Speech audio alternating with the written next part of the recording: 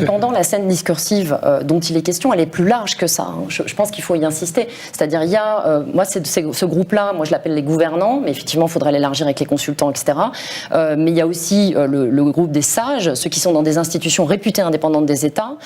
Il y a également les experts de plateau et il y a les journalistes qui, dans le monde de la langue du capitalisme néolibéral, ne sont même plus des journalistes, mais des décrypteurs. C'est-à-dire un mot qui signale bien leur nouvelle activité, qui consiste à exaucer et, ratifier la totalité des énoncés hégémoniques sous couvert d'enquêter à leurs propos.